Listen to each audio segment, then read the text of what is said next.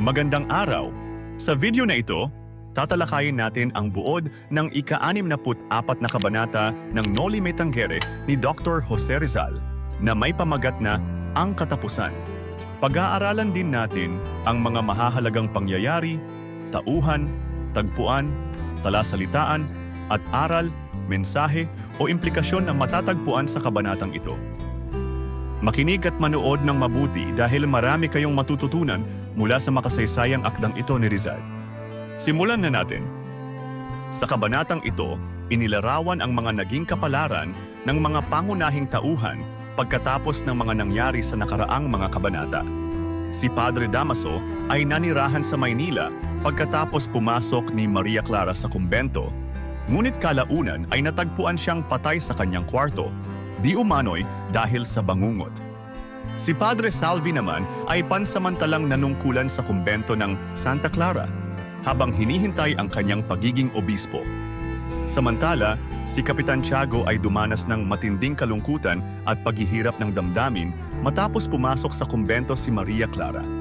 Nawala ang kanyang tiwala sa mga tao at isinuko ang sarili sa pagsusugal, sabong at paghitit ng marijuana. Sa huli, tuluyan niyang napabayaan ang sarili at nalimot na rin ng mga tao ang dati niyang kasikatan at karangalan.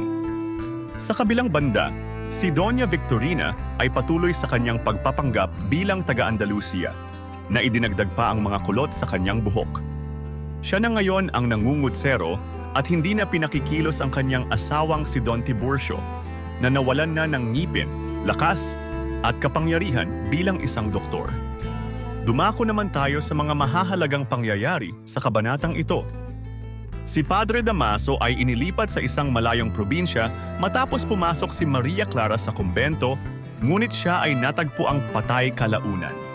Si Padre Salvi ay pansamantalang nanungkulan sa kumbento ng Santa Clara habang hinihintay ang kanyang pagiging obispo at iniwan na niya ang San Diego para manirahan sa Maynila. Si Kapitan Tiago ay nagdanas ng matinding paghihirap ng damdamin at tuluyang napabayaan ang sarili matapos pumasok si Maria Clara sa kumbento. Si Doña Victorina ay nagpatuloy sa kanyang pagpapanggap bilang taga-Andalusia at ngayon ay nangungutsero na habang ang kanyang asawang si Don Tiburcio ay nawalan na ng lakas at hindi na tinatawag na doktor. Ang mga dating tanyag at may kapangyarihang tao tulad ni na Kapitan Tiago at Don Tiburcio ay tuluyang nalugmok at nakalimutan ng lipunan. Mga mahahalagang tauhan. Padre Damaso, isang pari na dating namumuno sa simbahan ng San Diego. Pagkatapos pumasok ni Maria Clara sa kumbento, siya ay inilipat sa isang malayong probinsya. Kalaunan, natagpuan siyang patay sa kanyang kwarto dahil sa bangungot. Padre Salvi, isang pari na pansamantalang nanungkulan sa kumbento ng Santa Clara, kung saan pumasok si Maria Clara. Umalis siya sa San Diego at nanirahan na sa Maynila habang hinihintay ang kanyang pagiging obispo. Maria Clara, anak ni Kapitan Tiago na pumasok sa kumbento at magiging ganap na mongha. Ang kanyang pagpasok sa kumbento ay nagdulot ng matinding kalungkutan at paghihirap ng damdamin sa kanyang ama-amahan, Kapitan Tiago.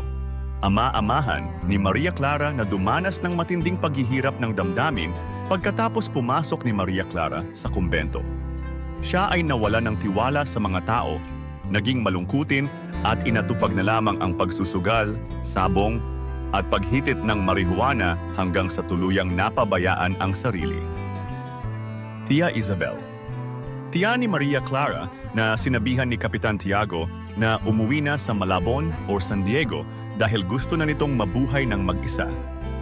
Doña Victorina, isang Filipina na nagkukunwaring taga-Andalusia. Nagdagdag siya ng mga kulot sa ulo para mapabuti ang kanyang pagbabalat kayo. Siya ay nangungutsero na ngayon at hindi na pinakikilos ang kanyang asawang si Don Tiburcio. Don Tiburcio, asawa ni Doña Victorina na nawalan na ng lakas at kapangyarihan. Siya ay nakasalamin na walang ngipin at hindi na tinatawag na doktor.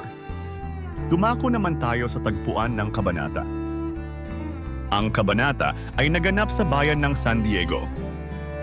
Ngayon naman ay talakayin natin ang mga talasalitaan sa kabanatang ito.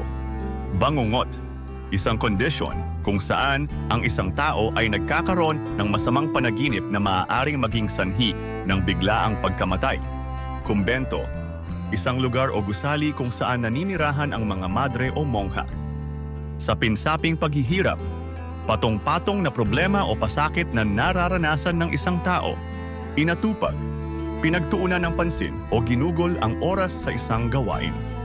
Pagsusugal, paggawa ng mga aktibidad na may kasamang pagtaya ng pera o anumang halaga sa laro ng pagkakataon. Nangungutsero, isang taong nagmamaneho ng kalesa o karwahe. Pagbabalat kayo, pagpapanggap o pagtatanghal ng ibang katauhan. At ngayon ay alamin naman natin ang ilan sa mga aral, mensahe o implikasyon na ipinakita sa nobela. Ang kapangyarihan at kasikatan ay pansamantala lamang. Kapag nawala ang mga ito, maaaring mawalan din ng pag-asa at tiwala sa sarili ang isang tao. Ang labis na kalungkutan at kawalan ng pag-asa ay maaaring magdala sa isang tao sa kapahamakan, tulad ng nangyari kay Kapitan Tiago.